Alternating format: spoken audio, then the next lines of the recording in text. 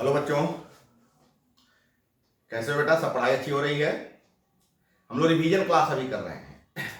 अभी जो क्लासेस तुम लोग को मैं दे रहा हूं ये रिवीजन क्लास है। वो एग्जामिनेशन को लेकर के मैं, चूंकि अभी हम लोग के पास टाइम नहीं है कि ऑफलाइन क्लास में तुम्हें हम इतना टाइम दे सके, तो तुम्हें पता ही है इसी को लेकर के हम तुम लोग को एक रिवीजन क्लास यहां से देने का प्रयास कर रहे हैं। तो आज का जो अपना टॉपिक्स है वो एसी जनरेटर है। बहुत इंपॉर्टेंट क्वेश्चन है, बहुत इंपॉर्टेंट क्वेश्चन है। प्रीवियस क्लास में हम तुमको ट्रांसफार्मर पढ़ाए थे और आज तुमको मैं एसी जनरेटर बता रहा हूं। बहुत इंपॉर्टेंट क्वेश्चन है, जरूर याद करना। बोर्ड में एग्जामिनेशन में, बोर्ड की एग्जाम में एक क्वेश्चन आने का बहुत चांसेस रहेगा। क्या है एसी जनरेटर? तुम लोग सब देखे होंगे। चलो मैं तुम्हें सबसे पहले जनरेटर दिखा दूं।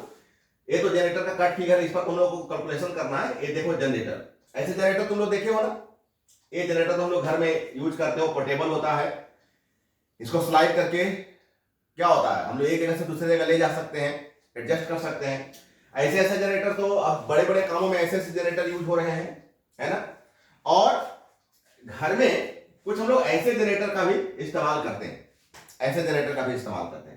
तो ये जनरेटर हो गया। हम लोग इसी के बारे में आज पढ़ते जा रहे हैं कि जनरेटर क्या है, ये कैसे काम करता है, इसका क्या कॉन्फ़िगरेशन है, क्या इसका कंस्ट्रक्शन है, क्या इसका कैलकुलेशन है, इसका प्रिंसिपल क्या है। हम लोग इसी बात पर आज क्लास लेकर के तुम्हारे सामने आए हैं। तो अगर मैं एसी जनरेटर की बात करूं तो हम तुमको बताएं कि it is a device which converts mechanical energy into alternating form of electrical energy. क्या मतलब है? एक वैसा इलेक्ट्रिकल डिवाइस है जो मैकेनिकल एनर्जी को इलेक्ट्रिकल एनर्जी में कन्वर्ट करता है। यांत्रिक ऊर्जा को विद्युत ऊर्जा में बदलने वाला जो संयंत्र है, इसी को हम जनरेटर बोलते हैं। जनरेटर एक वैसा डिवाइस है जो मैकेनिकल एनर्जी को, मैकेनिकल एनर्जी बोले तो पेट्रोल, डीजल, किरोसिन वगैरह लेता है, बदले में हम लोग को बिजली देता है। यही ना जनरेटर है। क्या है जनरेटर? पेट्रोल, डीजल, केरोसिन, ये सारे के सारे जो फ्यूल होते हैं वो लेता है और बदले में हम लोग को इलेक्ट्रिक करंट देता है। अब पेट्रोल, डीजल वगैरह क्या हो गया? मैकेनिकल एनर्जी हो गया। और हम लोग को जो करंट दे रहा हो क्या हो गया? इलेक्ट्रिकल एनर्जी हो गया। तो मैकेनिकल एनर्जी को इलेक्ट्रिकल एनर्जी में कन्वर्ट करने वाला जो डिवाइस है, इसी को हम बोलते हैं जनरेटर।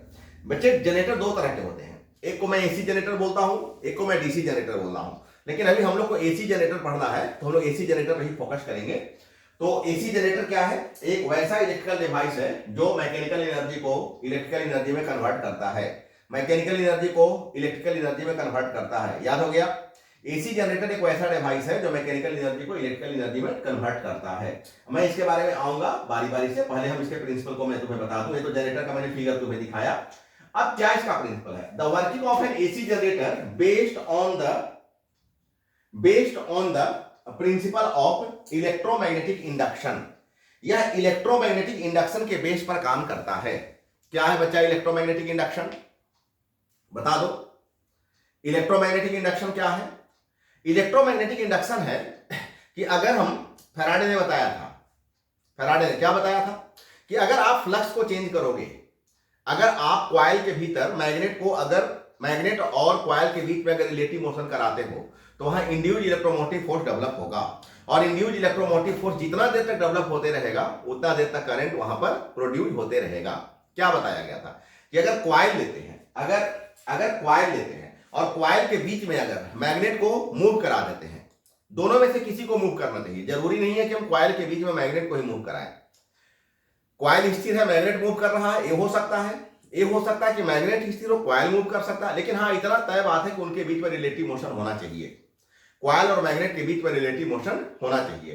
तो अगर कॉइल और मैग्नेट के बीच में अगर रिलेटिव मोशन होगा तो वहां पर क्या चेंज करेगा? फ्लक्स चेंज करेगा।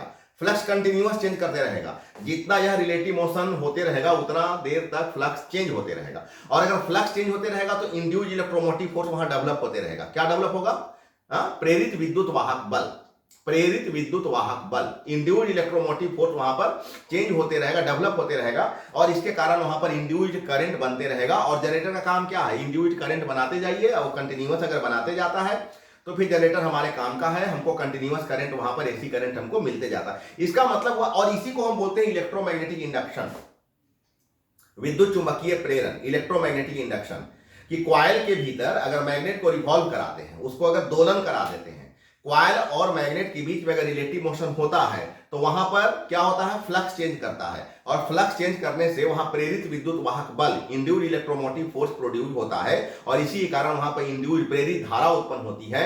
और यही प्रेरित धारा जितना देर तक फ्लक्स चेंज होते रहेगा उतना देर तक यह प्रेरित धारा उत्पन्न होती रहेगी। इसी को हम बोलते हैं विद्युत चुंबकीय प्रेरण का सिद्धांत, इलेक्ट्रोमैग्नेटिक इंडक्शन। इसी को principle of law of electromagnetic induction बोलते हैं। और अपना जो एसी जनरेटर है वो इसी प्रिंसिपल पर काम करता है। The working of N AC generator is based on the principle of electromagnetic induction. अब हम लोग आते हैं इसके कंस्ट्रक्शन पर। तो कंस्ट्रक्शन में मैंने आप ऊपर में मैंने तुम्हें फिगर दिखाया था कि इसमें दो क्या है, यहां पर एक बार फिगर को ठीक से देख लो, क्योंकि बार बार मैं अप एंड डाउन नहीं करूंगा, तुम लोग को तो ऐसे भी याद होगा। यहां देखो दो कॉइल है, यहां नॉर्थ और साउथ, दो क्या है, कॉइल मतलब मैग्नेट है, सॉरी कॉइल नहीं मैग्नेट है। यह मैग्नेट किसी तरह का हो सकता है, परमानेंट मैग्नेट हो सकता है या तो इलेक्ट्रोमैग्नेट हो सकता है, परमानेंट मैग्नेट हो सकता है या तो इलेक्ट्रोमैग्नेट हो सकता है, दोनों में से किसी भी प्रकार का मैग्नेट हो सकता है। एन बोले तो नॉर्थ पोल हो गया, प्लस को नॉर्थ पोल बोलते हैं, और एस बोले तो साउथ पोल हो गया, माइनस को साउथ पोल बोलते हैं। इसके बीच में यह एक आर्मेचर है, एबीसीडी एक आर्मेचर है, यहाँ पर स्लिप रिंग है, यहाँ पर ब्रश लगा हुआ है, और यहाँ पर एक सर्किट बना हुआ है। अगर अब इसी के बीच में अगर एक कॉइल, अगर इस मैग्नेट के बीच में अगर एक कॉइल रिवॉल्व करेगा तो यहां पर क्या होगा, इंड्यूस्ड इलेक्ट्रोमोटिव फोर्स डेवलप होगा, और इंड्यूस्ड इलेक्ट्रोमोटिव फोर्स डेवलप होने से यहां पर इंड्यूस्ड करंट बनेगा और सर्किट हमारा चलना शुरू कर देगा, सर्किट चलने लगेगा। तो ये चीज यहां पर है। अब इसी फिगर को चाहो तो तुम ऐसे भी दे सकते हो, तुम शायद कॉपी में बनाए होगे तो शायद ऐसे ही बनाए होगे कि एबीसीडी एक आर्मेचर है, यहाँ नॉर्थ पोल है, साउथ पोल है, यहाँ पर ए रिंग है, यहाँ पर ब्रश है ना। ये चीज तुम्हारा एसी डायनेमो बोलो या एसी जनरेटर बोलो, इसका फिगर यहाँ पर दिया हुआ है। तो इसी को हम आगे में तुम्हारा एक्सप्लेन कर देते हैं ताकि तुमको आसानी से याद हो जाए। ये तो मैंने तुम्हें प्रिंसिपल बता दिया था। अब कंस्ट्रक्शन में आते हैं। मैंने कंस्ट्रक्शन में बोला कि फील्ड मैग्नेट एन और एस, एन बोले तो नॉर्थ पोल, एस बोले तो south pole, is either a strong permanent magnet और इलेक्ट्रोमैग्नेट। अभी मैंने बोला कि दो तरह का जो मैग्नेट होता है, परमानेंट मैग्नेट होता है, इलेक्ट्रोमैग्नेट होता है। इलेक्ट्रोमैग्नेट का मतलब कोई वैसा मैग्नेट जो तुमको कॉइल वाइल लपेट करके और करंट देके तुमको बनाना है। करंट से जो मैग्नेट बने, इलेक्ट्रिसिटी से जो मैग्नेट बने, उसको इलेक्ट्रोमैग्नेट बोलते हैं। तो दोनों में से किसी भी प्रकार का तुम मैग्नेट ले सकते हो, परमानेंट मैग्नेट ले सकते हो, इलेक्ट्रोमैग्नेट ले सकते हो।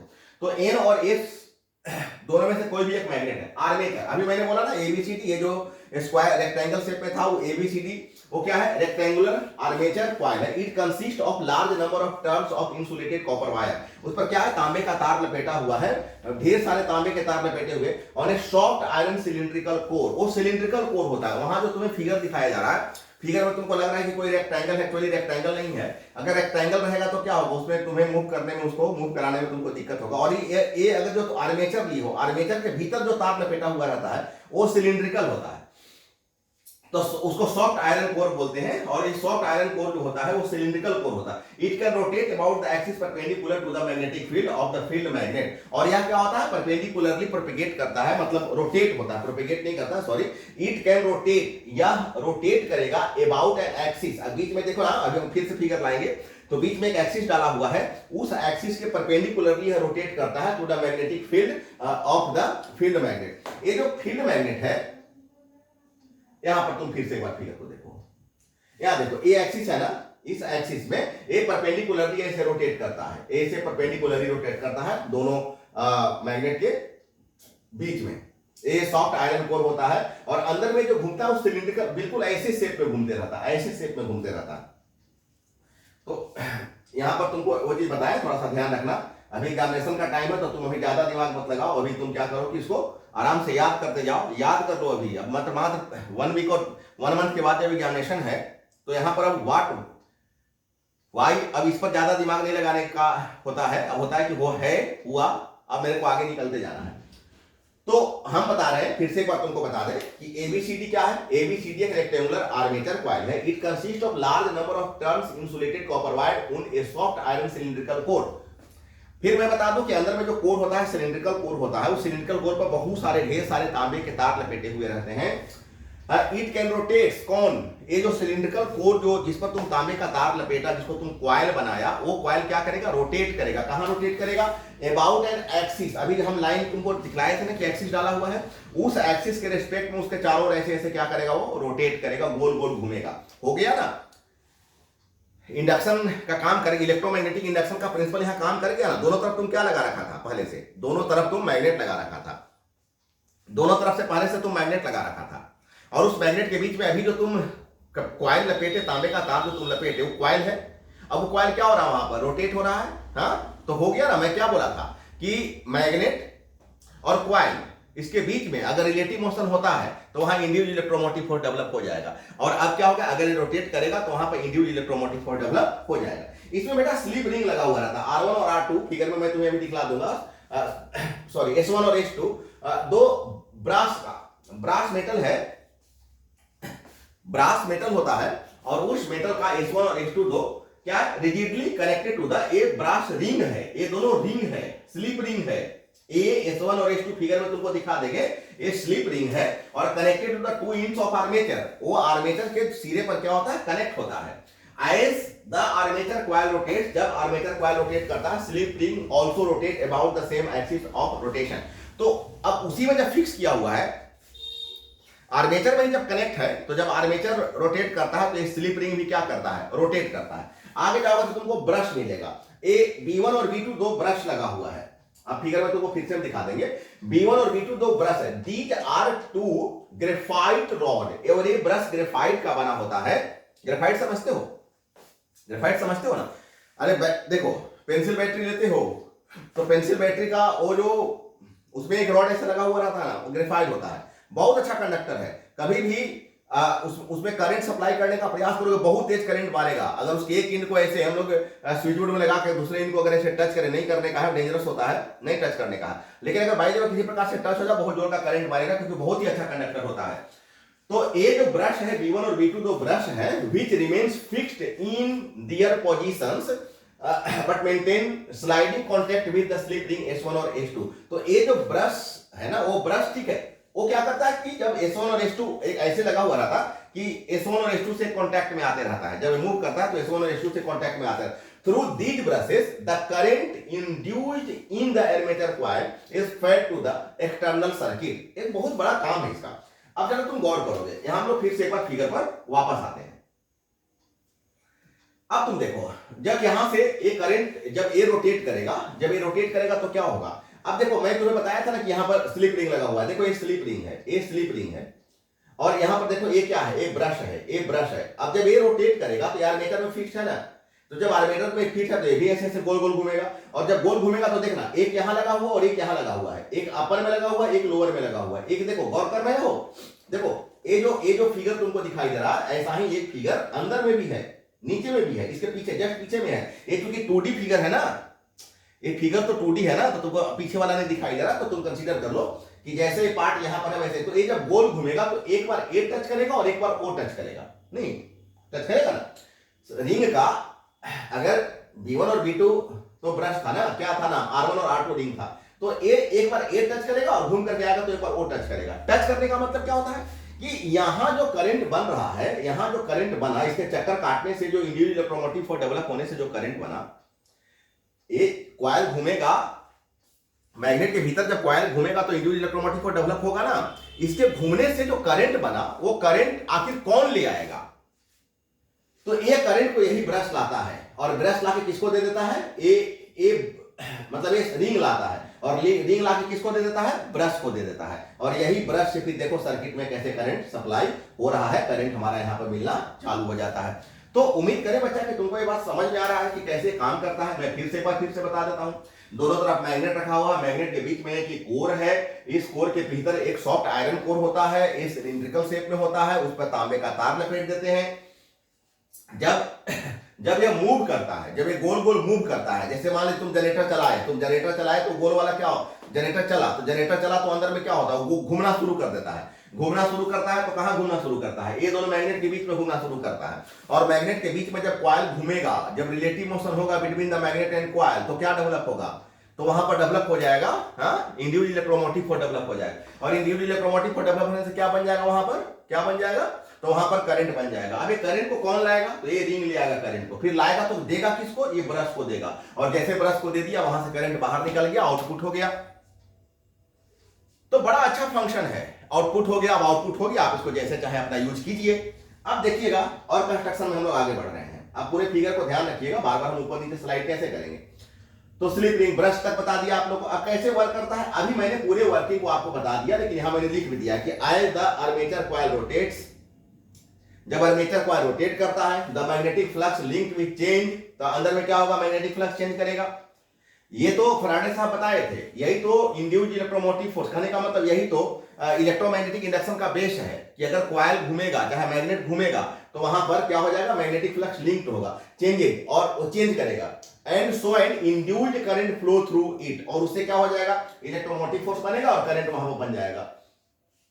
Initially the coil is in the vertical position, शुरू में, मैं इसके बारे में भी आऊंगा, मैं आगे में जाके ग्राफ आपको दे रहा हूं कि शुरू में वर्टिकल पोजीशन में होता है, एंड इज रोटेट क्लॉकवाइज, और ये कैसे घूमता है, क्लॉकवाइज डायरेक्शन में ये घूमता है, क्लॉकवाइज डायरेक्शन में ये घूमता है।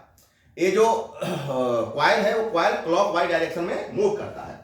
तो इट्स साइड पी क्यू, अब वहां देख लेना, शायद अगर ए बी लिखा हुआ होगा तो ए बी लिख लेना, मूव डाउनवर्ड। तो अब देखो, जैसे बाय द वे अगर मैं अगर कोई ये कॉइल का मैं बात कर लूं कि अगर कोई रेक्टेंगुलर शेप का कोई मैं अगर बात कर लूं, मे बी एक रेक्टेंगुलर शेप है, अगर ये रिवॉल्व करेगा तो एक समय ऊपर जाएगा, फिर ऐसे ऐसे है ना, यही ना चेंज करेगा, यही ना घूमेगा, तो एक समय कैसे हो जाएगा, ऐसे हो जाएगा, ये परपेंडिकुलरली है, ये वर्टिकल है, लेकिन जैसे ही हाफ रोटेट करेगा तैसे ही क्या हो जाएगा, फिर ऐसा हो जाएगा, फिर रोटेट करेगा तो ऐसा हो जाएगा, फिर रोटेट करेगा तो ऐसा हो जाएगा, और ये चीज कंटिन्यूअस चलते रहता है, और वो पूरा का पूरा, तो क्या था, it's side PQ moves downward and SR moves upward by Fleming's right hand rule, the current flows from D to C and from B to A। ये चीज तुम चाहो तो यहां पर देख सकते हो कि करंट कैसे फ्लो कर जाएगा, यहां देखो, यहां देखो, ये चीज यहां पर दिया हुआ है कि A से B में चला गया, B से C में चला गया, C ऊपर, C से C अब फिर से वर्टिकली हो गया, अब फिर से D, तो एक कंडीशन से ऐसे ग्राफ बनते जाता है, यही ना एसी का ग्राफ है, ग्राफ ऐसी है। लेकिन अब इतना तुम एग्जामिनेशन में शायद दे नहीं पाओगे, तो तुम केवल इतना दे देना कि ये जो ग्राफ है वो ऐसे बनते जाता है, ये जो ग्राफ है वो ऐसे बनते जाता है, और यही एसी करंट का ग्राफ होता है। क्या बोले, बात समझ में आ रहा है ना, ये जो ग्राफ होता है वो एसी करंट का ग्राफ होता है, यहीं पर इंड्यूस्ड इलेक्ट्रोमोटिव फोर्स डेवलप होते रहता है। तो बच्चा एक चीज तुमको थोड़ा सा ध्यान में रखना होगा, और तुम थोड़ा भी याद कर लेना, एग्जामिनेशन का टाइम है तो, द कॉइल, फिर से एक बार पूरे वर्किंग को फिर से देख लो कि as the armature coil rotates, जब आर्मेचर रोटेट करता है, द मैग्नेटिक फ्लक्स लिंक्ड, तो क्या वहां पर लिंक करेगा, मैग्नेटिक फ्लक्स लिंक करेगा विथ इट चेंजिंग, और वो फ्लक्स चेंज करेगा, so an induced current flow through it, और वहां पर क्या इंड्यूस्ड होगा, इंड्यूस्ड करंट फ्लोज थ्रू, वहां से करंट बनना शुरू। Initially suppose the coil is in the vertical position, शुरू में कॉइल वर्टिकल पोजीशन में है, and is rotates clockwise, it's sides PQ moves downward and SR moves upward. अभी तो हम बताए थे कि एक डाउनवर्ड हो जाएगा और एक क्या हो जाएगा, अपवर्ड हो जाएगा, एक साइड। अरे यार, कोई अगर तुम रेक्टेंगुलर चीज को तुम अगर ऐसे रिवॉल्व करोगे तो एक अपवर्ड, और एक जैसी अपवर्ड हुआ दूसरा क्या हो जाएगा, डाउनवर्ड हो जाएगा।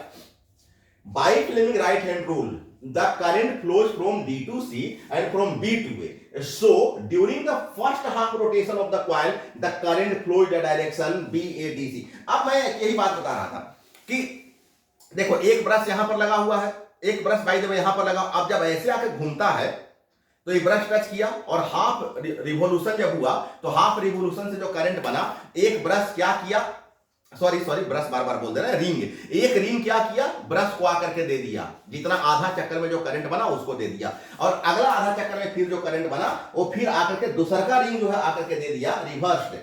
The direction of the current is reversed, that is it flows along ABCD, the direction of current in the external circuit is reversed after the every half circle, हर आधा साइकिल में वहां पर क्या होता है, करंट बनता है, hence alternating current is produce in the generator, और इस प्रकार से उसमें जनरेटर में करंट क्या होता है, डेवलप होते रहता है। अब आ जाओ तुम इसके जरा कैलकुलेशन पर ध्यान दे दो।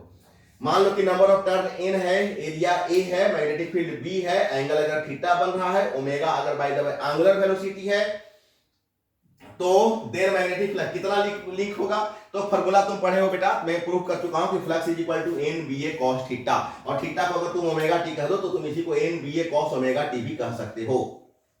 ये फॉर्मूला हम तुम लोग को मैग्नेट में प्रूव कर चुके हैं कि flux is equal to phi is equal to NBA cos theta, ये फॉर्मूला प्रूव हो चुका है। तो इंड्यूस्ड ईएमएफ कितना हो जाएगा, तो E is equal to minus d phi by d t, और फाई के बदले कितना पुट करोगे, NBA cos थीटा या NBA cos omega t put कर दो, तो हो गया ना एन बी ए कॉस, और एक कॉस ओमेगा टी को जब तुम अरे एन बी ए को बाहर निकाल लो। मैं क्या बोल रहा हूं, मैं बोल रहा हूं कि minus D by d T, यहां पर है एन बी ए कॉस ओमेगा टी। अब यहां से एन बी ए को बाहर निकाल लो। अगर तुम एन बी ए को बाहर निकालिए, माइनस को भी बाहर रखो, तो d phi by d t, अंदर में क्या बच गया कॉस ओमेगा टी, और माइनस एन बी ए, और बोलो कॉस ओमेगा टी क्या हो जाएगा, तो minus omega sine omega t, differentiation हो जाएगा, माइनस माइनस प्लस, तो एन बी ए ओमेगा और साइन ओमेगा टी। अब ये देखो पूरा ये एम्पलीट्यूड के जैसा काम कर रहा है, और इसी को हम लोग बोलते हैं ई नोट।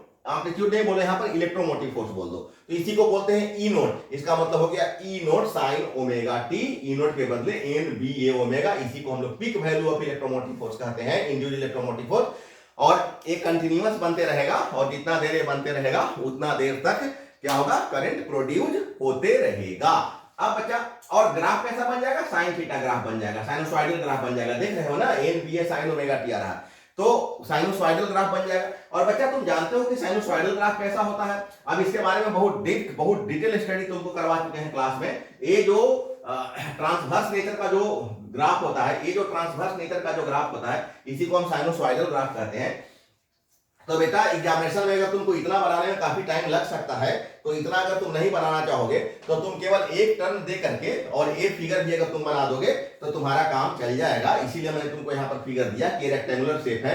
वो जब ये देखो ये करंट बन आधा इस चक्कर में आधा करंट बन जाता, आधा इस चक्कर में करंट बनता, आधा यहाँ करंट बन जाता, आधा यहाँ करंट बन जाता है। और यही A B C D form है, पूरा एक चक्कर यहाँ से यहाँ तक हुआ और फिर से दूसरा चक्कर यहाँ से शुरू हो जाता है। तो बच्चा अगर इस तरह से तुम इसको याद कर लो, और याद करके एक दो बार प्रैक्टिस करो, अच्छा से लिख लिख कर प्रैक्टिस करो। थोड़ा सा फिगर तो इसका होता ही है, नो डाउट, ये तो थोड़ा है ही, थ्योरेटिकल क्वेश्चन है, तो थ्योरेटिकल क्वेश्चन है तो तुमको थोड़ा सा इस पर ज्यादा दिमाग लगाने का जरूरत है। और अभी तुम्हारे पास टाइम है, और मैं सेकेंड सेमेस्टर में यही एक ऐसा क्वेश्चन है जिसमें इतना ज्यादा थ्योरी है। तो बच्चा आप इसको अच्छा से याद करो, और फिर अगले दिन तुम्हारे पास हम नए क्वेश्चन के साथ फिर यहां पर वापस आकर के मिलेंगे। Okay, bye bye.